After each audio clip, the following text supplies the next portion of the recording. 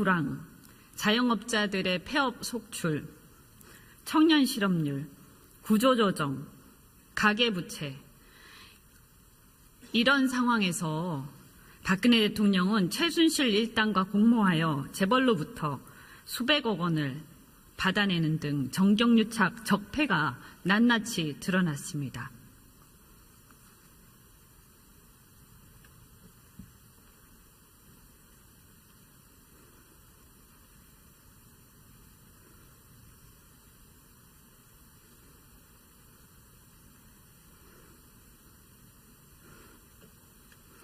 네, 황교안 국무총리님 나와주시기 바랍니다.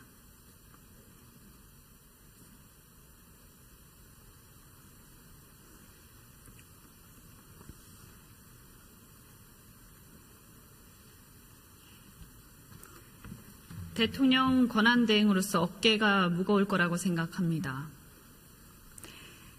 이번에 대정부 질의에 안 나오려는 그런 얘기들이 안 나오려 했다 이런 얘기들이 있던데 사실입니까?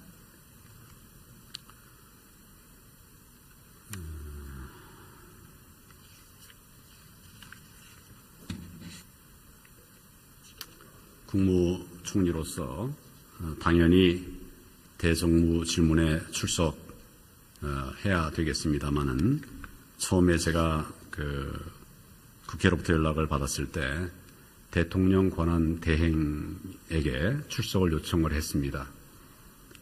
그러나 대통령 권한 대행이 국회에 출석해서 답변을 하거나 발언을 한 일이 있는가를 알아봤는데 권한 대행이 세워진 지가 8번 있었습니다. 그 8번 중에 어느 경우에도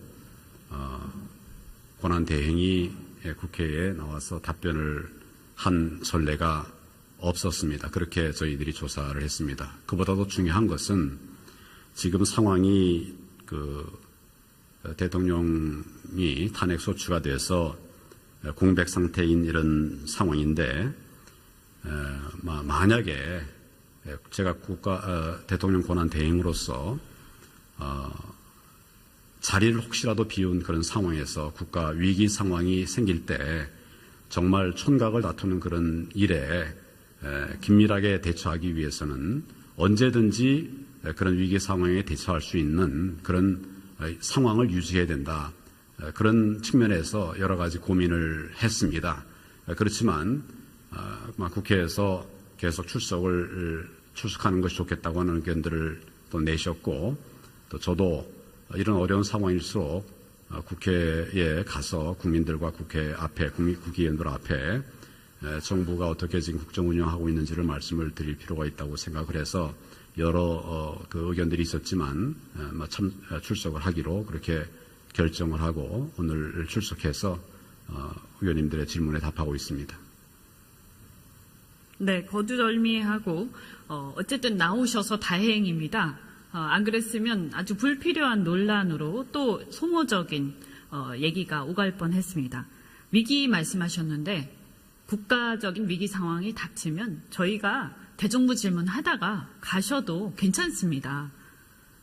그리고 청와대에서 대통령이 나오시지 않는 이런 상황보다 차라리 국회에서 대정부 질의하고 받고 계시는 게 오히려 위기 상황 대처에 훨씬 더 맞다 이렇게 생각하고요. 저는 권한대행의 업무 범위 이런 것을 떠나서요. 이렇게 생각합니다. 이제는 대한민국에서 국회에 나와서 의원들하고 토론도 못하는 대통령 이제 필요 없습니다.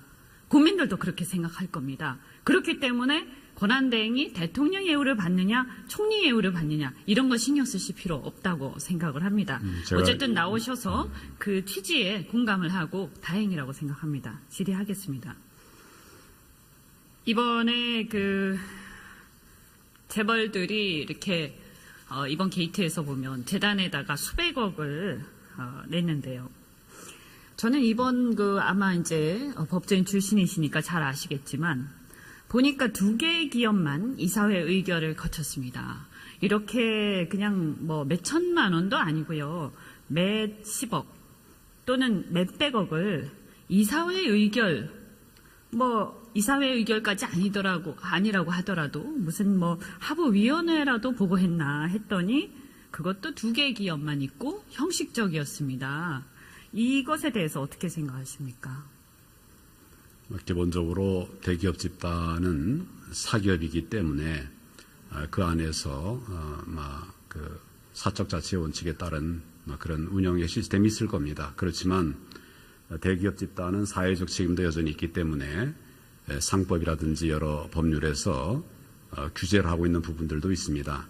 지금 의원님께서 말씀하신 이런 부분에 관해서는 지금 검찰 수사에 이어서 특검에서 조사를 하고 있는 것으로 알고 있는데 정확하게 어떤 경위가 어떻게 이루어진 것인지에 관해서 수사 결과가 나오게 될 겁니다. 그러면 그 부분에 관해서 좀 더 명백한 시시비비가 가려지리라고 생각을 하고 좀 더 대기업 집단이 사회적 책임을 더 하는 것이 필요하다는 의원님의 그런 걱정에 대해서는 저도 적극적으로 공감합니다. 저는 이것을 단순히 사회적 책임의 문제 정도로 생각하지 않습니다.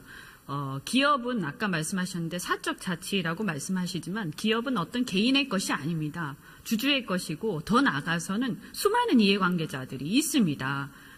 다른 어떤 전혀 상관없는 다른 대중들은 차치하고라도 당연히 책임 있는 결정을 해야 됩니다. 이 안에서 이 수십억 수백억을 쓰면서 그것을 전혀 고민하지 않고 제왕적 총수의 어떤 비선들이 알아서 결정했다. 이게 우리 국민들이 이게 나라냐라고 얘기하지만 저는 이게 기업이냐라고 얘기를 하고 싶습니다. 이게 자본주의냐? 아닙니다. 이건 자본주의가 아니에요. 그건 아마 총리님께서 잘 아실 거라고 생각합니다. 있을 수 없는 일이고 이걸 고치는 것이 정경유착의 고리를 끊는 것이다. 그래서 많은 분들이 말씀하셨지만 상법 개정안이 이미 나와 있습니다. 지난번에 제가 7월 달에 경제부총리께 질문을 드렸었습니다. 의견 수렴 중이다. 법무부가 그런 말씀하셨어요. 아직도 의견 수렴 중입니까? 이 문제는 의원님 너무 잘 아시다시피 간단한 문제가 아닙니다. 굉장히 많은 분들이 여러 이야기를 내고 있는 쟁점 분야입니다. 그래서 처음에 이제 입법 예고를 2013년에 제 기억으로는 지금 13년에 입법 예고를 했는데 그때 정말 저희들이 상상한 이상의 많은 그 여러 의견들이 있었고 반발도 있었고 또 응원도 있었습니다. 이런 부분들을 더 충분하게 의견 수렴해서 사회적 공감대 형성해가는 부분 필요하다. 이렇게 판단하고 있는 것으로 알고 있습니다. 다시 말씀드리지만 이게 기업이냐고요. 이거 말이 안 됩니다. 개인 기업이 아니란 말입니다. 제왕적 총수. 우리 아까 어떤 의원님들이 제왕적 대통령 얘기하던데 제왕적 총수예요. 지분이 뭐 1인 회사입니까 이게? 구멍가게냐고요. 말이 되냐고요. 이런 수십억 수백억을 쓰면서 저는 이번에 검찰이 특검에서 전결 규정을 제대로 지켰는지 내부 통제 장치를 제대로 거쳤는지 그리고 이것이 상식에 부합하는 의사결정이었는지 샅샅이 쳐다보고 여기에 대해서 한 명도 빠짐없이 업무상 배임으로 처리해야 한다고 생각을 합니다. 이것에 대해서 물론 국무총리께서 하시는 것은 아니지만 그 생각하에서 잘 지켜봐 주셔야 한다. 그리고 이 상법 개정안에 대해서 다시는 이런 일이 없도록 사실은 지금 나와 있는 것보다 훨씬 더 세야 된다라고 생각을 합니다. 삼성 특히 적어도 이 나머지 회사는 차치하고라도 저는 삼성은 명백히 뇌물죄다 이렇게 생각을 하는데요. 아시겠지만 해외에 지금 독일에 송금한 돈들이 있지 않습니까? 많은 분들이 얘기를 했습니다. 자, 돈을 송금하려면 어떻게 합니까? 집행을 하려면 기업이 그냥 돈을 송금하는 게 아닙니다. 송금할 때 계약서를 썼을 거고요. 그러면 삼성이라는 회사가 삼성전자가 무슨 말하고 상관이 있습니까? 자기들 사업하고 상관도 없는 그런 업무에다가 컨설팅을 하면서 수십억을 썼어요. 수십억을 해외로 송금을 했어요. 그러면 이 수십억을 해외로 송금을 하는데 업무랑 상관도 없단 말이에요. 말하고 무슨 상관이 있어요. 승마협회에 지원을 해준다. 그럼 승마협회로 해서 돈 보내면 되죠. 그렇게 안 했어요. 왜? 승마협회로 해서 보내면 승마협회에서 의사결정이 복잡해지거든요. 굉장히 부자연스러운 의사결정입니다. 이거 저는 있을 수 없는 일이 당연히 뇌물입니다. 이것은. 그런데 제가 이 부분에 대해서 보면 국민연금이 연관이 돼 있어요. 근데 많은 분들이 말씀을 하셨어요. 근데 저는 이 국민연금이 보면 자문기관들이 자문한 거랑 다르게 의사결정을 했습니다. 그러면 총리님 아시겠지만 이 운영본부가 찬성 또는 반대하기 곤란한 안건은 주식의결권 행사 전문위원회에 요청할 수 있도록 되어 있죠. 그러니까 분명히 이것은 곤란한 안건입니다. 왜냐하면 반대가 자문기관들이 반대를 했고 불리한 거였기 때문에요. 그럼에도 불구하고 그냥 투자위원회에서 그냥 결정을 해버렸어요. 저는 그런데 제가 이걸 알아보니까 투자위원회 의사록도 없고 뭐 제대로 근거도 없습니다. 토론도 없었고요. 토론이 있었으면 어느 누가 이것에 대해서 찬성 의견을 무슨 근거로 얘기를 했는지 따져보려고 했더니 그런 것도 없습니다. 그랬을 때 어떻게 생각하십니까? 이 투자에 이 결정에 관여한 사람들 전부 다 업무상 배임이라고 저는 생각합니다. 국민의 노후 자금을 이렇게 허투루게 쓰다니 있을 수 없는 거예요. 저는 정부가 이거 가만히 있어서는 안 된다고 생각합니다. 어떻게 생각하십니까?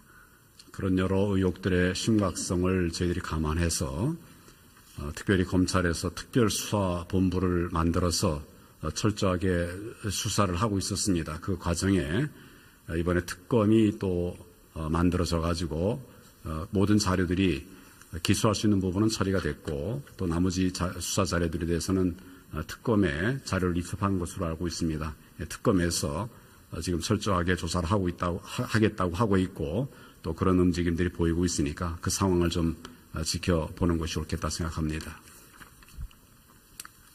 제가 말씀드리는 거는 국가 권력기관 정부가 이 국민연금공단이 이렇게 엉터리로 의사결정을 한 것에 대해서 그 의사결정에 관여한 모든 사람들의 행위와 의사결정 이유들을 다 따져서 책임을 물어야 한다는 얘기를 하는 겁니다. 업무상 배임은 물론이고 전부 다 이게 평가 손실만 하더라도 6천억이 됩니다. 당장 가처분 해가지고요. 손해배상 청구 들어가야 되고요. 이렇게 하면 폐가 망신한다. 이거를 선례를 남겨야 됩니다. 있을 수 없는 일이에요. 국민연금공단에서도 여러 설명을 하고 있는 것으로 알고 있는데 이런 것들을 다 종합해서 특검이 수사를 하리라고 생각합니다. 저는 굉장히 답답한 게요. 이게 보세요. 아무 사업 목적도 관계없는 수십억을 해외 송금을 해서 내부 통제에도 잘 안 거치고 그냥 송금했어요. 아주 이런 회사가 어디 있습니까? 근데 이게 글로벌 기업 삼성전자입니다. 그리고 나서 그 시기에 정부는 국민연금공단을 압박했고 제대로 토론도 거치지 않고 찬성을 했어요. 그러면 이렇게 됐을 때 끝에 가서 최악의 경우에 거기에 사장단이나 그 집사들 감옥 가고 그러면 끝납니까? 그렇게 해서 이 합병 결의는 그냥 유효한 것으로 끝나고 승계는 그냥 무사히 거치게 되면 이게 뭐가 됩니까? 저는 이거요. 합병 무효라고 생각합니다. 이것을 무효라고 만들 수 있어야 우리 대한민국의 법이 살아있는 겁니다. 그것을 검토를 하셔야 합니다.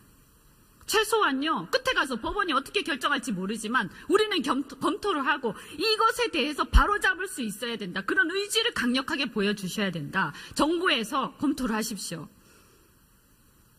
기본적으로 검토하기 위한 자료들을 기본적으로는 이제 검찰과 특검에서 압수도 하고 이렇게 했기 때문에 그런 것들이 존재가 되는 것이 필요하다 생각하고 의원님 말씀하신 그런 부분에 관해서는 저희도 큰 관심을 갖도록 하겠습니다. 아니 검토를 하십시오. 국민연금공단의 이 사태에 대해서 정부가 어떤 입장을 가지고 어떤 조치를 취할 것인지 검토를 해서 입장을 말씀해 주십시오. 오늘 말씀하시기 어려우면 검토해서 입장 말씀해 주십시오. 그걸 검토도 안 하겠다. 있을 수 없는 일입니다. 제가 검토 안 하겠다고 말하지 예. 않았습니다. 다만 검토할 자료들이 수사팀들에 있다. 그런 점들을 감안해서 하겠다 이런 말씀입니다. 당연히 하셔야 됩니다. 저는 지금 권한대행이시잖아요. 저는요.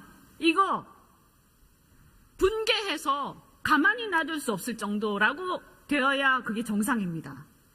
평가 손실 6천억, 국민들의 노후자금 도저히 용서할 수 없다. 이것을 국가를 뭐로 보는 겁니까? 국가를.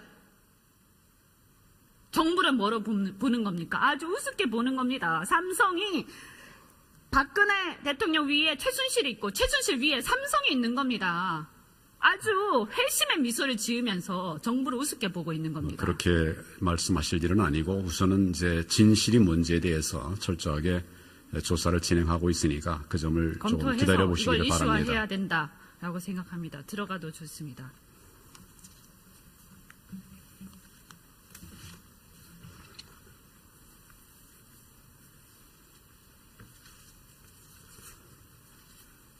예, 부총리님 나와주십시오.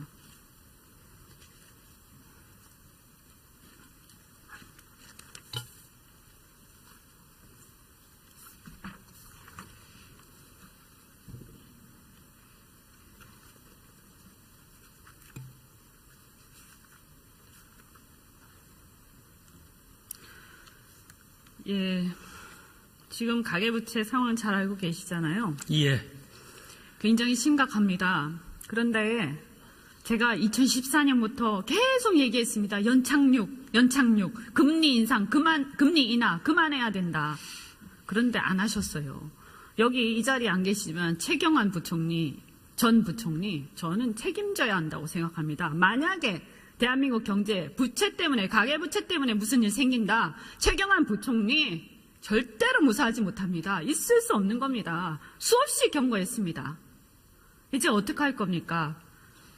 금리가 1% 인상되면 8조 이자 부담이 늘어납니다. 그게 국민들의 부담입니다. 대책이 뭡니까? 예, 우선 뭐 금리는 제가 언급할 수 있는 상황이 아니다는 말씀부터 우선 드리고요. 지금 그 규모 자체는 굉장히 큽니다. 이건 뭐 누차 의원님이 여러 차례 질의하셨고 상임위원회나 저도 여러 차례 말씀드렸습니다. 그런데 이제 지금 그 가계부채의 그 구조 자체는 그런대로 뭐 질적으로 그래도 양호한 편입니다. 리스크가 좀 낮은 편입니다. 예를 들면 고정금리라든가 분할상환의 비중이 굉장히 이제 늘어나서 올해 9월 말로 이제 40%가 넘었습니다. 그리고 이제 금융기관의 손실 흡수 능력을 저희가 따져보고 있는데 그것은 충분하다 이런 것입니다. 그런데 이제 그럼에도 불구하고 잘 안 들립니다. 예. 좀 예. 크게. 예. 예, 죄송합니다. 예, 그럼에도 불구하고 규모 자체가 크기 때문에 만약에 금리 인상이라는 충격이 한꺼번에 온다 그러면은 그것에 대한 충격이 있을 것이다. 이렇게 저희도 봅니다. 그래서 저희가 우선 몇 가지 대책을 지금 몇 차례에 걸쳐 내놨습니다만은 지금 이제 일단 지금 추가되는 그 대출이 집단 대출이 많은데 이것을 좀 어떻게든 줄여보자 하는 대책을 몇 번 냈습니다. 그래서 앞으로 어떻게 줄이겠다는 것은 이제 그렇게 그 방향으로 하면은 현재도 그 대출 증가의 속도는 줄어들고 있기 때문에 그것으로서 좀 이제 상당히 그 대출 증가를 수속을 할 수 있겠다 이런 생각이 듭니다. 이제 결정적으로 만약에 금리 인상이 직접 다가온다면 그것은 서민 취약계층의 문제가 되기 직접 때문에 다가오잖아요. 지금 연준에서 0.25% 인상했고 세 차례 한다 그랬잖아요. 예, 네, 그걸 전제로 말씀하셔야죠. 예, 물론 이제 그렇기 때문에 거기에 대한 물론 이제 그것을 한국은행 총재께서도 말씀하셨습니다만은 미국 금리가 인상이 됐다 해서 바로 우리 시장 금리에 충격이 바로 오는 것은 아니다 하는 그런 평가가 있습니다. 저희도 어느 정도는 그게 사실이라고 봅니다. 이미 지난번에 이제 앞으로 과연 3번을 할 것이냐 문제는 또 모르겠습니다. 지금으로선 보통은 시장에서 2번이 맞을 것이다 뭐 이러는데 그것이 이미 우리 국내 시장에 반영이 상당히 돼서 금리가 좀 올라갔습니다. 그랬을 때 그러니까 가장 기준금리가 아무 의미가 없죠. 지금 사실상 보면 그죠? 이미 시장에 다 반영돼 있어요. 네, 그러니까 시장금리는 벌써 내년도에 세 차례 발언에 의해서 이제 상당히 우리 금리가 올라갔는데 그래도 한국은행이 발빠르게 대응을 해서 채권금리 같은 것에 대해서는 조금 또 상승세가 주춤해지긴 했습니다. 이제 이것이 문제가 가장 큰 것은 실제로 우리나라의 가계부채라는 것이 대부분 주택 담보 대출이 많기 때문에 어느 정도의 여유가 있는 측에서는 대응을 해 나갈 수 있는 그런 가능성은 있습니다. 다만 서민이나 취약계층이 제일 문제가 되겠고 그래서 이분들의 기자 부담 경감을 위한 안을 또 추가로 마련할 수 있으면 마련을 하도록 하겠습니다. 그리고 또 만약에 연체가 생긴다면 이런 분들에 한해서 그러면은 이제 그 연체 전후 단계별의 그 채무제 조정 같은 것을 좀 활성화하도록 이렇게 하겠습니다. 결국 금리 인상에 의해서 직접적으로 영향을 받는 분들이 서민계층이고 취약계층이기 때문에 그분들에 대한 그 대책을 좀 집중할 필요가 있다 이렇게 생각을 하고 저희가 지금 그렇게 하고 있습니다. 그 아주 획기적인 게 필요하다. 그리고 아주 적시에 그리고 집중적으로 타겟을 해서 하셔야 됩니다. 그리고 예. 재정 여력이 어느 정도 다행히 있기 때문에 저는 이 재정 여력을 적극적인 재정 정책을 통해서 이 부분에 안전망을 까는데 써야 한다라고 생각합니다. 동의하십니까? 예, 의원님 말씀 지체적이 옳다고 생각을 하고요. 그런 뜻에서 이제 저희가 이게 소위 말하는 서민 취약계층에 대해서 타겟팅을 해서 해야 하는 것이고요. 지금 저희가 조금 전에 말씀드린 걸 조금 더 보완한다면 이른바 햇살론 등 4대 정책 서민 자금이 있습니다. 이걸 공급을 확대하기로 하고 또 사익돌 중금리 대출인데 중간 정도 대출인데 이것도 이제 추가 1조 원을 확대하고 이런 것들을 몇 가지 마련을 하고 있습니다.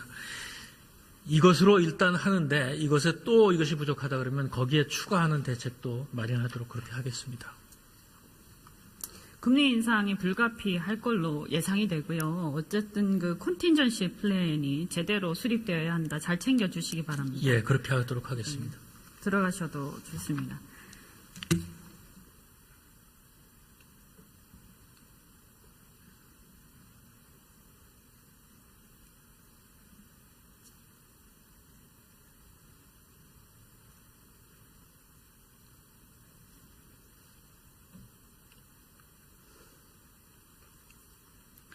경제가 위기입니다. 그러나 우리는 여기서 주저앉을 수 없습니다. 위기를 기회로 삼아 망국적인 부정부패와 정경유착 고리를 끊고 한국 경제 재도약을 위해 힘과 지혜를 모아야겠습니다. 경청해 주셔서 감사합니다. 뚜렷하지 않게 난파선처럼 표류하고 있는 중입니다. 국민들은 IMF 때보다 더 어렵다고 합니다. 장기 불황, 자영업자들의 폐업 속출, 청년 실업률, 구조조정, 가계부채 이런 상황에서 박근혜 대통령은 최순실 일당과 공모하여 재벌로부터 수백억 원을 받아내는 등 정경유착 적폐가 낱낱이 드러났습니다.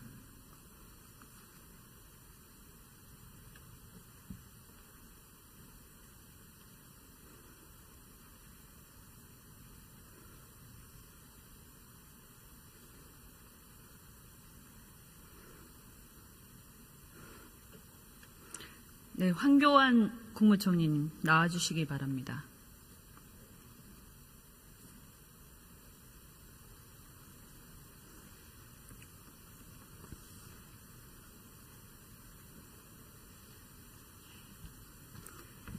대통령 권한대행으로서 어깨가 무거울 거라고 생각합니다. 이번에 대정부 질의에 안 나오려는 그런 얘기들이 안 나오려 했다 이런 얘기. 기업이기 때문에 그 안에서 그 사적 자치 원칙에 따른 그런 운영의 시스템이 있을 겁니다. 그렇지만 대기업 집단은 사회적 책임도 여전히 있기 때문에 상법이라든지 여러 법률에서 규제를 하고 있는 부분들도 있습니다. 지금 의원님께서 말씀하신 이런 부분에 관해서는 지금 검찰 수사에 이어서 특검에서 조사를 하고 있는 것으로 알고 있는데 정확하게 어떤 경위가 어떻게 이루어진 것인지에 관해서 수사 결과가 나오게 될 겁니다. 그러면 그 부분에 관해서 좀 더 명백한 시시비비가 가려지리라고 생각을 하고 좀 더 대기업 집단이 사회적 책임을 더 하는 것이 필요하다는 의원님의 그런 걱정에 대해서는 저도 적극적으로 공감합니다. 저는 이것을 단순히 사회적 책임의 문제 정도로 생각하지 않습니다. 기업은 아까 말씀하셨는데 사적 자치라고 말씀하시지만 기업은 어떤 개인의 것이 아닙니다. 주주의 것이고 더 나아가서는 수많은 이해관계자들이 있습니다. 다른 어떤 전혀 상관없는 다른 대중들은 차치하고라도 당연히 책임 있는 결정을 해야 됩니다. 이 안에서 이 수십억 수백억을 쓰면서 그것을 전혀 고민하지 않고 제왕적 총수의 어떤 비선들이 알아서 결정했다. 이게 우리 국민들이 이게 나라냐라고 얘기하지. 자리를 혹시라도 비운 그런 상황에서 국가 위기 상황이 생길 때 정말 촌각을 다투는 그런 일에 긴밀하게 대처하기 위해서는 언제든지 그런 위기 상황에 대처할 수 있는 그런 상황을 유지해야 된다. 그런 측면에서 여러 가지 고민을 했습니다. 그렇지만 국회에서 계속 출석하는 것이 좋겠다고 하는 의견들을 또 내셨고, 또 저도 이런 어려운 상황일수록 국회에 가서 국민들과 국회 앞에, 국회의원들 앞에 정부가 어떻게 지금 국정 운영하고 있는지를 말씀을 드릴 필요가 있다고 생각을 해서 여러 그 의견들이 있었지만 출석을 하기로 그렇게 결정을 하고 오늘 출석해서 의원님들의 질문에 답하고 있습니다. 네, 거두절미하고 어쨌든 나오셔서 다행입니다. 안 그랬으면 아주 불필요한 논란으로 또 소모적인 얘기가 오갈 뻔했습니다. 위기 말씀하셨는데 국가적인 위기 상황이 닥치면 저희가 대정부 질문하다가 가셔도 괜찮습니다. 그리고 청와대에서 대통령이 나오시지 않는 이런 상황보다 차라리 국회에서 대정부 얘기들이 있던데 사실입니까?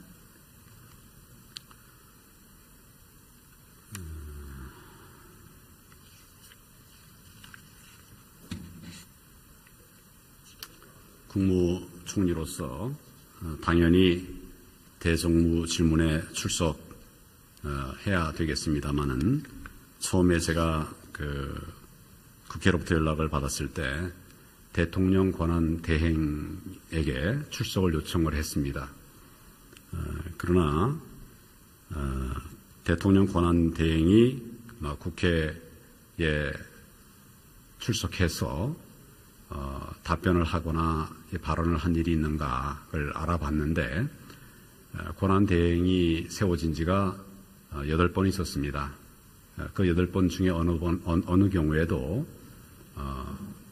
권한 대행이 국회에 나와서 답변을 한 선례가 없었습니다. 그렇게 저희들이 조사를 했습니다. 그보다도 중요한 것은 지금 상황이 대통령이 탄핵 소추가 돼서 공백 상태인 이런 상황인데 만약에 제가 대통령 권한 대행으로서 질의하고 받고 계시는 게 오히려 위기 상황 대처에 훨씬 더 맞다 이렇게 생각하고요. 저는 권한대행의 업무 범위 이런 것을 떠나서요. 이렇게 생각합니다. 이제는 대한민국에서 국회에 나와서 의원들하고 토론도 못하는 대통령 이제 필요 없습니다.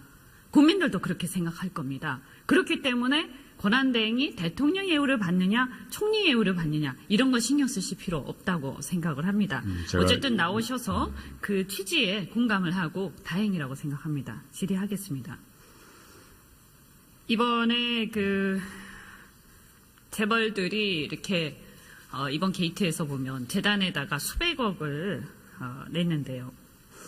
저는 이번 아마 이제 법조인 출신이시니까 잘 아시겠지만 보니까 2개의 기업만 이사회 의결을 거쳤습니다. 이렇게 그냥 몇천만 원도 아니고요. 몇십억 또는 몇백억을 이사